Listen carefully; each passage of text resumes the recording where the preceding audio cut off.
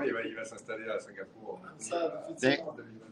On va commencer en fait parce qu'il y en a 12 en ligne là, et ça va continuer à arriver. Donc,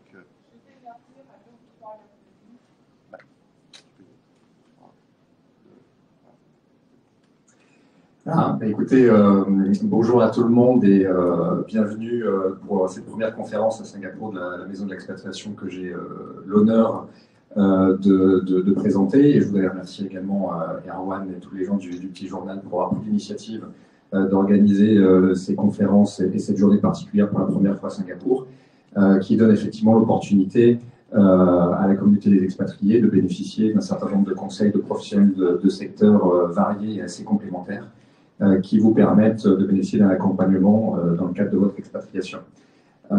Aujourd'hui, la présentation que je vais vous faire tourne autour de tout ce qui touche à la planification patrimoniale et fiscale pendant votre séjour à Singapour. Et on va voir que Singapour offre un cadre fiscal qui est assez attractif et qu'il faut pouvoir savoir en bénéficier, notamment lorsqu'on parle de mobilité internationale.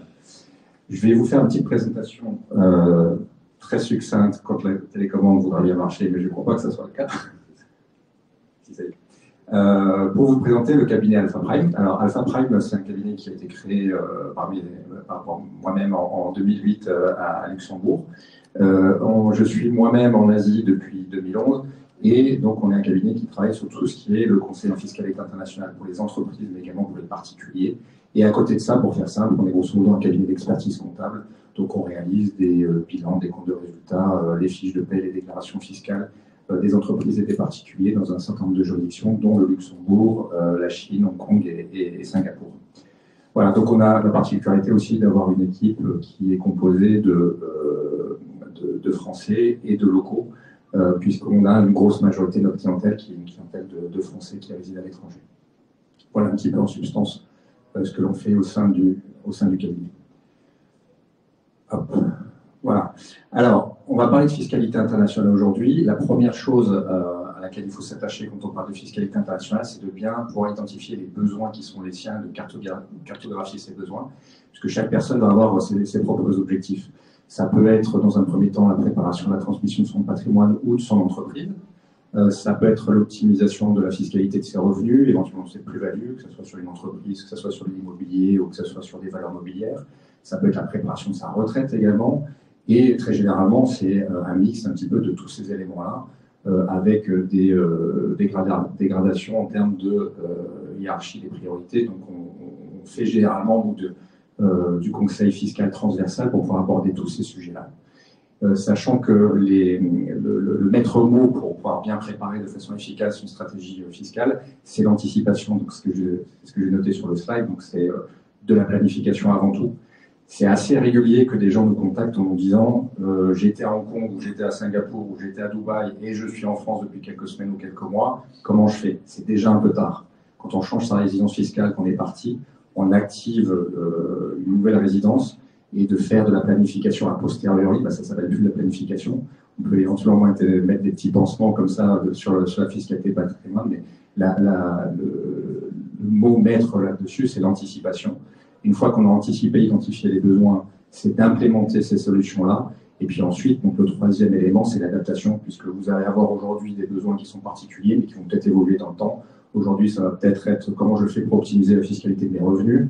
Et puis demain, ça va être peut-être comment j'optimise la transmission de mon patrimoine, comment je planifie également ma retraite. Donc l'adaptation non seulement à vos besoins, mais également l'adaptation aux changements réglementaires. Voilà, si vous avez suivi un petit peu l'actualité, vous savez qu'on n'a plus de gouvernement en France depuis hier. Et donc aussi tout ce qui est loi fiscale, ça change de façon très régulière et donc il faut pouvoir s'adapter, être un peu agile dans sa structuration patrimoniale et fiscale pour se dire j'ai mis ça en place, mais il y a un changement de cadre réglementaire qui ne sert plus mes interlocuteurs, les sert moins bien. Il faut que je m'adapte et il faut que je mette en place des outils qui suivent les besoins qui sont les miens. Donc voilà, encore une fois, planification, c'est un élément clé.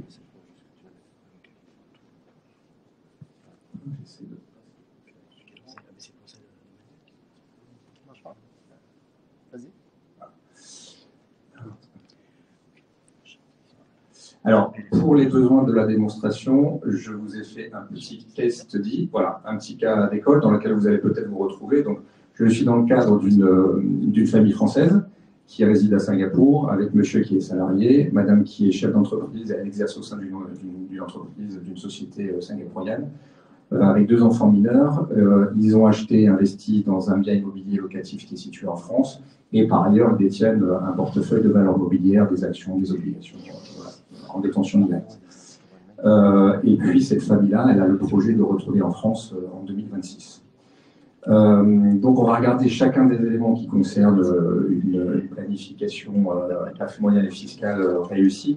La première chose et le premier élément sur lequel peut-être vous allez vous interroger, c'est si je pars de Singapour, quel est le traitement fiscal de mes pensions de retraite si je décide de liquider ma retraite singapourienne. Sachez que à Singapour, et de la même manière d'ailleurs à Hong Kong, c'est que les pensions de retraite qui vous seraient versées par Singapour, une fois que vous êtes rentré en France, ne sont pas taxées, c'est exonéré.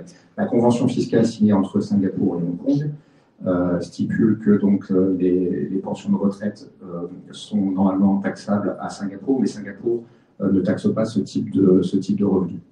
Donc ça, c'est le premier élément qui est important. Donc ça, indépendamment du fait que vous preniez votre retraite à Singapour ou en dehors de Singapour, notamment si vous rentrez en France, ces pensions de retraite qui vous seraient versées par Singapour ne seront pas taxées en France. La deuxième nature des revenus, donc on a vu que cette famille-là avait investi dans un portefeuille de valeurs mobilières, donc des produits financiers. Il y a un élément important que vous connaissez sans doute, c'est que les revenus passifs, ou tout ce qui est plus-value, intérêt, dividende, ne sont pas taxés entre les mains d'un particulier à Singapour, ce qui veut dire que ça vaut peut-être le coup de réfléchir au fait de ce qu'on appelle purger les plus-values. Donc typiquement, vous avez investi dans une action, une obligation qui a une forte plus-value, voilà, vous avez bien investi sur les marchés, vous avez une grosse plus-value latente. C'est peut-être pas inintéressant de dire je vends ces lignes qui ont des plus-values latentes relativement importantes, quitte à la racheter directement dans la foulée, mais vous mettez le compteur fiscal à 0. Vous avez acheté une valeur pour 100, elle vaut 200, vous la vendez 200, cette plus-value n'est pas taxée du tout tant que vous êtes résident fiscal à Singapour. Donc, important de toucher ces plus-values pendant que vous êtes à Singapour, ça c'est crucial. Si vous le faites pendant que vous êtes en France, c'est le petit slide en dessous, là, la petite mention dessous, ces revenus-là sont taxés à 30%, probablement 33% à partir du 1er janvier 2025, donc ça fait quand même une grosse différence, c'est pas du tout négligeable. C'est valable pour les plus-values, c'est valable pour les intérêts, c'est valable également pour les dividendes. Donc reprenons l'exemple de madame qui est chef d'entreprise et qui est donc actionnaire de sa société de Singapour. Si madame a des dividendes distribuables au titre d'un exercice ou ce qu'on appelle des reports à nouveau, donc en comptabilité ici, retained earnings, donc si elle a des dividendes qu'elle est susceptible de distribuer, il faut absolument qu'elle les distribue et qu'elle prenne acte de la distribution de ces dividendes pendant qu'elle est résidente fiscale ici à Singapour. Pourquoi? C'est qu'on va changer la nature de ces montants-là. Mettons qu'il y a un bénéfice distribuable de 1 million de Singapour dollars, elle se les verse. Donc il y a une board resolution qui est signée pour dire je verse ces dividendes-là. Ça ne veut pas dire que la société doit les décaisser, mais on prend acte du versement. Et donc à partir du moment où on prend acte du versement, d'un point de vue comptable, ça ne devient plus un dividende, ça devient donc, un compte courant d'associé, donc une dette que la société a envers vous. Et cette dette-là, si elle est payée a posteriori une fois que vous êtes en France, c'est juste le remboursement d'une dette que la société a envers vous, donc ce n'est pas taxable. Donc ça, c'est important de prendre acte du versement de ce dividende-là pendant que vous êtes à Singapour, parce que si vous décidez de faire le versement une fois que vous êtes déjà rentré en France, ben vous allez passer encore par la case fiscalité avec une flat tax de 30 voire 33% à partir du 1er janvier. Donc tous ces éléments-là, ça s'anticipe et c'est important parce que vous voyez que juste une board resolution en fonction du timing que vous mettez sur cette opération-là, il y a peut-être un tiers qui va partir en fiscalité ou 0 si vous le faites de manière anticipée quand vous êtes résident fiscal ici à Singapour. L'autre levier qui est relativement intéressant quand vous êtes à Singapour, vous le savez sans doute, c'est que vous n'avez pas droit de donation à Singapour. Donc sur les actifs que détiennent cette famille-là, ils vont peut-être se dire, 12 enfants, c'est peut-être pas inintéressant de leur faire une donation. Ils sont résidents avec moi ici à Singapour, je suis résident à Singapour. Si je fais une donation d'actifs qui sont situés ici à Singapour, typiquement des liquidités ou des valeurs mobilières ou autre chose, il n'y aura pas de droit de donation dessus. Donc ça, c'est relativement important. Il faut bien regarder aussi la localisation et la nature de l'actif qui fait l'objet de la donation. Par exemple, si c'est une donation de bien immobilier et que ce bien immobilier est situé en France, par contre, les droits de donation français s'appliqueront. Donc que vous soyez en France ou que vous soyez à Singapour, c'est les droits de France qui vont s'appliquer sur les biens immobiliers situés en France. Par contre, sur les autres types d'actifs, Typiquement, comme on disait tout à l'heure, les valeurs mobilières ou du cash ou autre chose, il n'y a pas de droit de donation.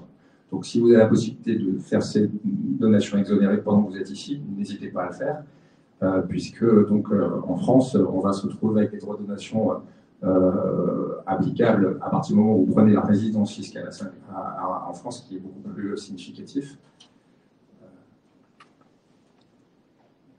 Voilà.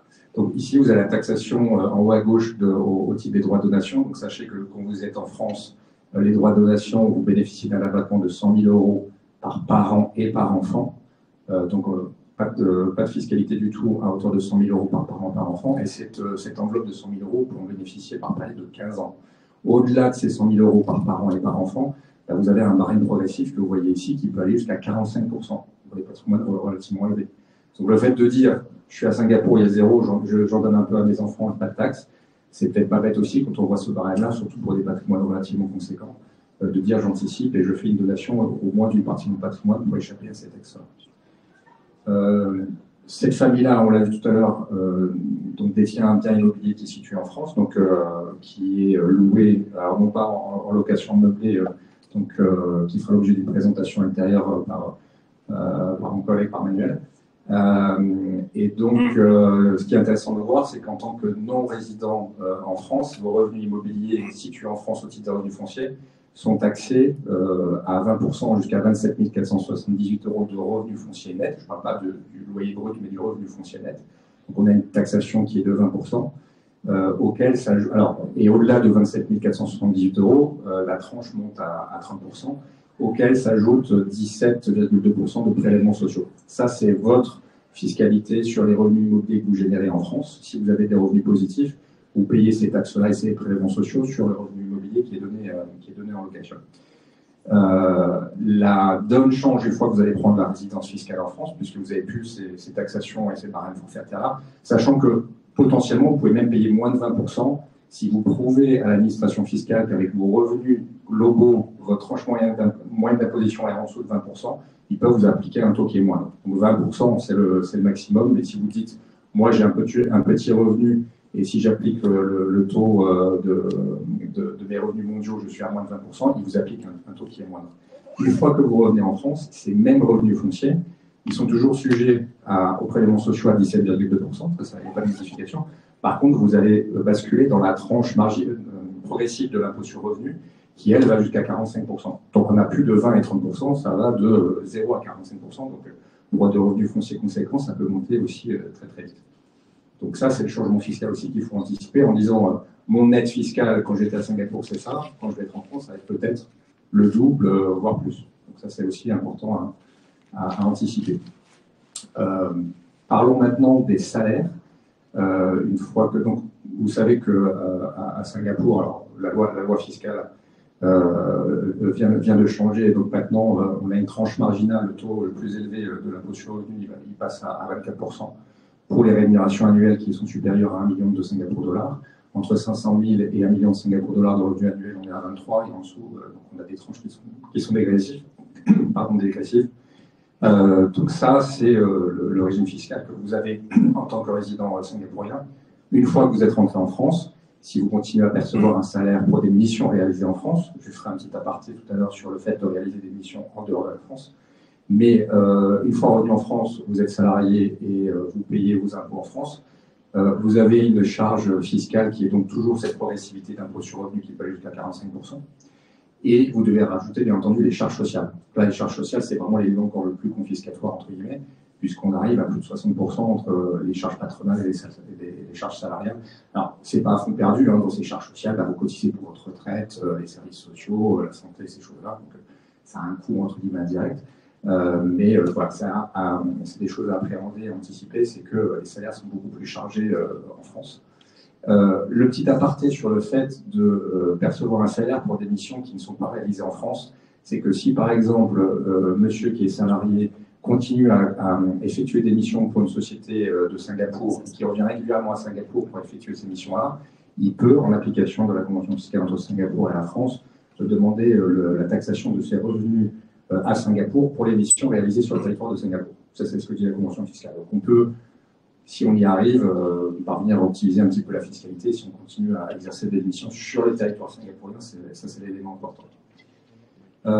Pour madame qui est donc associée et directrice de sa société à Singapour, si elle conserve sa société à Singapour, hein, rien ne l'empêche de conserver sa société si elle a du staff, si elle a du business local.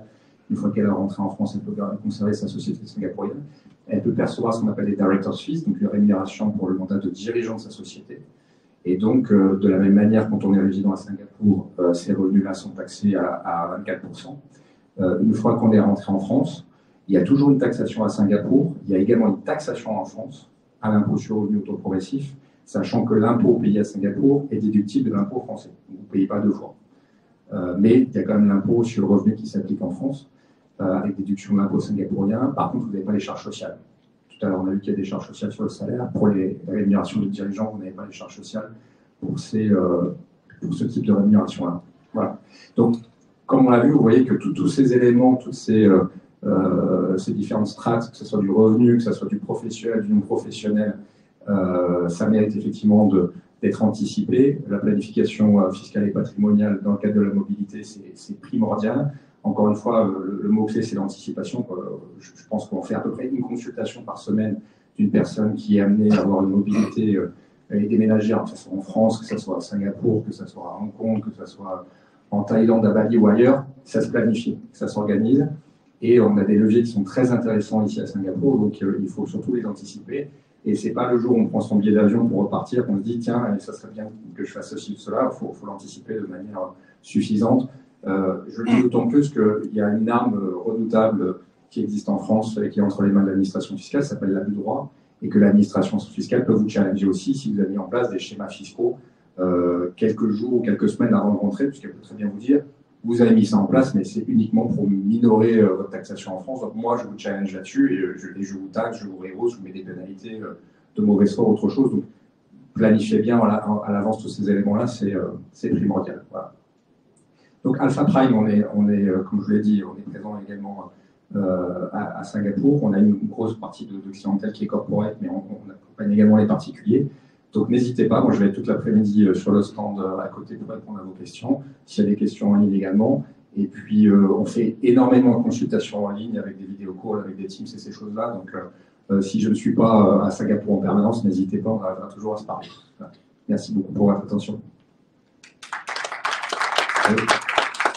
Merci Nicolas. Effectivement, j'ai une question en ligne et puis après je vous passerai la parole. Donc je ne cite pas le nom de la personne. Alors, madame n'a pas d'activité professionnelle, doit rentrer pour aider son enfant qui commence l'université en France. Résidence principale toujours à Singapour. Monsieur devant y rester pour son travail. Pas de double fiscalité avec la France. Madame ne travaillera pas en France, elle voyagera également plusieurs mois par année. Qu'en est-il par rapport à cette situation? Alors, il y a quelques années, il y avait quelque chose qui s'appelait la scission du foyer fiscal. Quand il y avait les parents qui n'habitaient pas au même endroit, on pouvait demander à avoir ce système où on différenciait la taxation. Maintenant, c'est tout simplement, quand on fait sa déclaration fiscale annuelle, vous savez que maintenant, vous avez l'obligation, quand vous avez des revenus de source française, de faire vos déclarations en ligne. Vous avez un numéro d'identification fiscale, vous faites les déclarations en ligne. Et la première page, vous notez où est votre résidence. Donc, simplement, madame, elle va dire, je suis résidente fiscale dans telle région, donc elle aura un centre des impôts qui sera attaché à sa résidence. Monsieur, quand lui va faire sa résidence, sa déclaration fiscale séparée, il va continuer à déclarer qu'il est résident à Singapour, et puis donc il déclarera ses revenus potentiels de source française en étant non résident, donc il ne sera taxé que sur les revenus de source française. Donc il n'y a pas d'impact pour madame, si madame elle n'a pas de revenus de source française, qu'elle est simplement en France et qu'elle n'a pas de revenus pour ça, pas de revenus, pas de taxes. Voilà. Pas de revenus, pas de taxes, c'est clair. La phrase de la journée. Je pense qu'il y a une autre question, mais je vous laisse poser d'autres questions. Elle est en train d'être tapée, à mon avis. Est-ce que vous avez des questions? Oui. Ah, pardon, tu peux... ouais. Attendez, on vous donne le micro.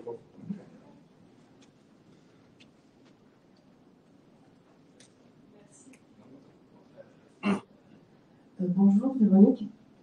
Je suis arrivée à Singapour il y a à peu près 2 mois d'Indonésie et nous aurions aimé savoir, mon mari et moi-même, si on se décide pour l'investissement sur Singapour, qu'il soit matériel ou immatériel, peut-on investir conjointement, c'est-à-dire associer nos deux noms?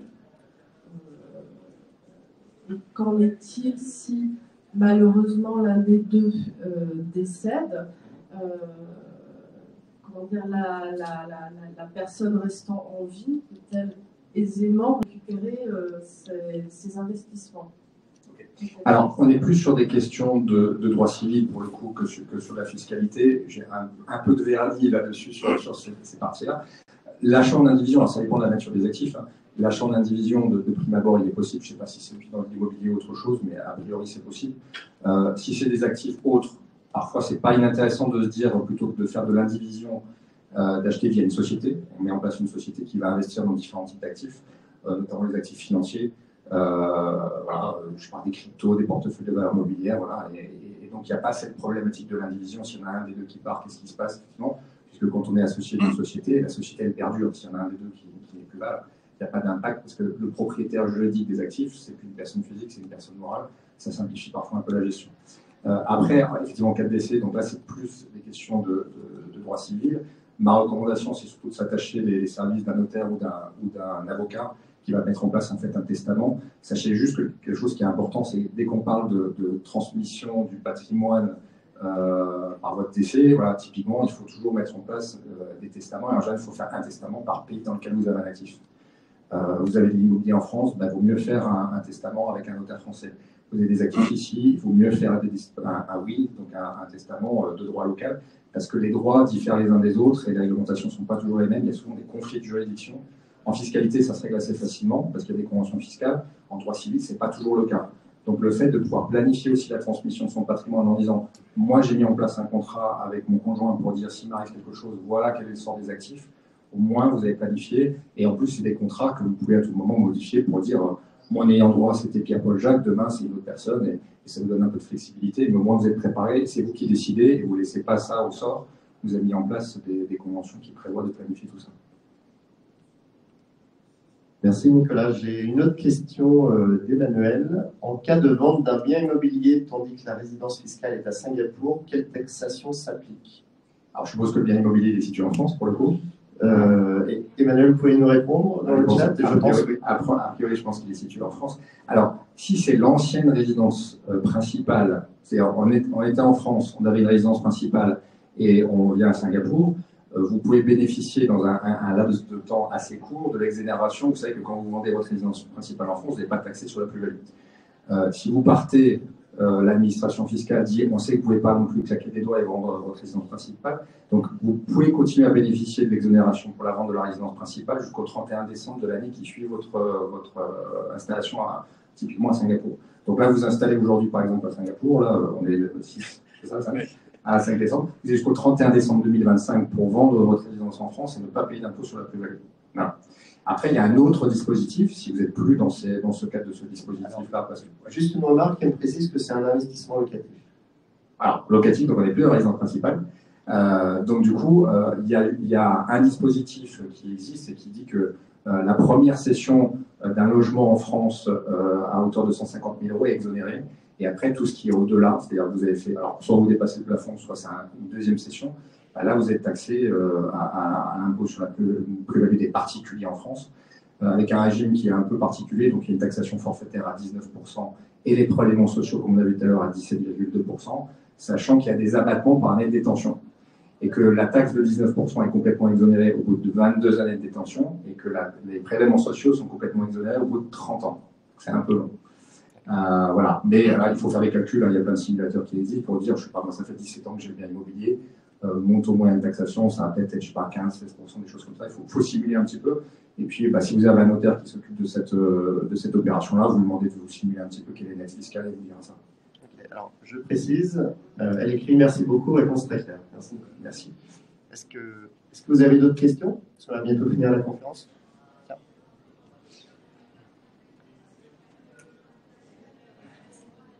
Oui, par rapport à l'exemple que vous avez pris précédemment, la dame qui vous posait une question, si l'épouse est en France et travaille par exemple plus de 6 mois en France et que le mari est à Singapour avec ses revenus à Singapour, est-ce qu'il faut faire une déclaration unique avec en tant que non-résident Ou est-ce qu'il faut faire des déclarations séparées?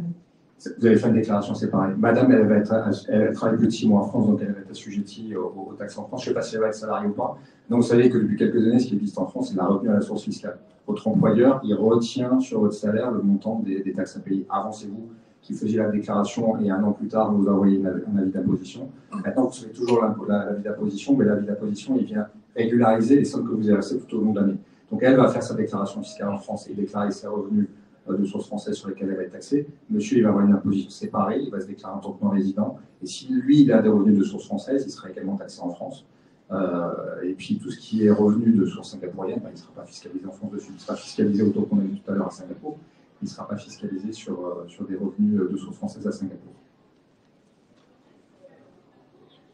J'ai une dernière question qui est en train de se taper. Vas-y.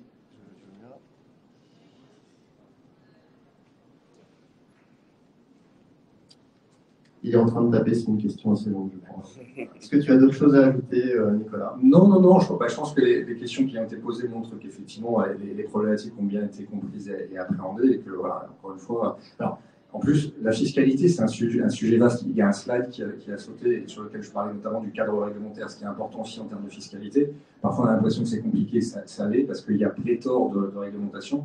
Et qu'il ne faut jamais oublier que dans la fiscalité, vous avez le droit national qui s'applique. Donc, vous allez regarder ce que dit le code fiscal, entre guillemets, singapourien, par exemple. Il y a aussi, si vous avez de l'immobilier en France, le code général des impôts français qui s'applique. Et puis, parfois, quand il y a des conflits de réglementation entre les deux, il y a les conventions fiscales qui s'appliquent. Donc, il y a des clés de lecture qu'il faut bien aller chercher. Notre métier, c'est justement d'aller chercher la réglementation et les éléments qui permettent d'optimiser toutes ces fiscalités-là. Mais c'est important toujours de se dire j'ai différentes sources de réglementation qui s'appliquent à ma situation. Et parfois, c'est un peu dur de naviguer là-dedans. Ok. Merci Nicolas. Donc la question, je l'ai. Question de spécialiste, hein. On a des personnes qui s'y connaissent. Alors j'y vais. Donc question de Sylvain. Bonjour. Quelle est l'imposition sur les rachats d'une assurance vie en France? Comment effectivement faire la démarche pour récupérer la taxation prise par l'assureur? Ok. Contrat d'assurance vie. Alors je suppose singapourien, enfin un résident singapourien qui peut être français qui a un contrat assurance vie française pour un résident singapourien. Ok. Alors, il y a une retenue à la source qui s'applique sur les rachats de contrats d'assurance vie pour les contrats d'assurance vie français qui est de 10%.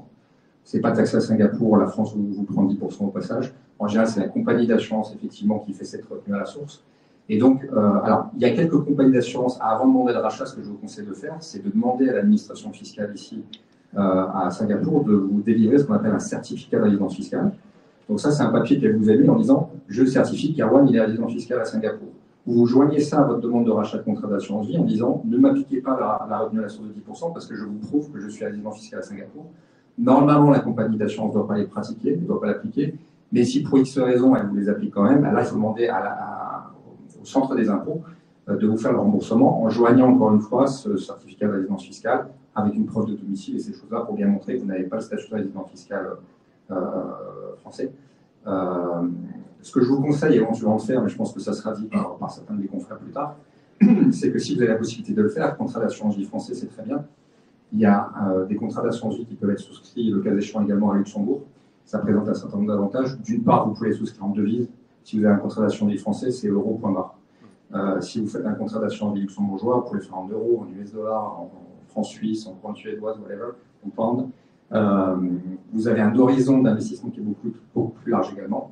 En France, la compagnie d'assurance va vous dire ça, c'est mes 50 fonds, tu pioches là-dedans, point barre. Au Luxembourg, vous allez pouvoir leur dire moi, je suis intéressé par telle valeur mobilière, je veux dans mon contrat d'assurance vie, ça, vous avez la possibilité de le faire. Et puis, surtout, ce qui est intéressant aussi au Luxembourg, c'est la neutralité fiscale. Le Luxembourg ne pratique pas de retenue à la source sur les rachats. Donc, si vous êtes à Singapour et que vous faites un contrat d'assurance vie luxembourgeois, tous les rachats et les capitaux d'essai, que vous ne serez plus là, ne sont pas taxés. Alors qu'en France, vous avez cette retenue à la source fiscale de 10%. Et vous avez une taxation sur les capitaux d'essai, c'est l'article 986 du Code général des impôts, qui prévoit une taxe pour vos bénéficiaires, pour les ayants droit, une fois que vous ne serez plus là. Alors que le contrat d'assurance vie luxembourgeois, il n'y a pas de taxe du tout. Donc, tant que vous êtes ici, réfléchissez à l'opportunité de faire des contrats d'assurance vie luxembourgeois. En plus, il y a un triangle de sécurité qui protège un peu plus votre épargne. La contrepartie, et ce qui est un peu plus pesant, c'est les minimums de souscription. Les minima de souscription sont un peu plus élevés. En France, vous pouvez faire un contrat d'assurance vie à partir de 10-20 000 euros. Luxembourg, en général, les tickets sont un peu plus élevés. Donc, ça, il faut regarder compagnie par compagnie. Je crois qu'il y a une de nos consorts de chez Invest Expat qui va vous en parler un petit peu tout à l'heure et qui pourra vous accompagner sur ces sujets-là. Merci. Il précise juste un dernier point. Donc, il parle de son conseiller. Donc, je te le précise. Merci. Mon conseiller me dit que la convention fiscale entre la France et Singapour, c'est 10%. C'est ce que tu disais. Donc, tu connais bien ton domaine. Donc, je vous invite à contacter notre conseiller, Nicolas Michelot, pour en savoir plus sur ça. Merci à tout le monde. Est-ce que vous avez d'autres questions, une dernière? Ou on peut clore la conférence? Vous me dites. On est bon? Merci beaucoup, Nicolas. Merci à tous pour votre attention. Merci.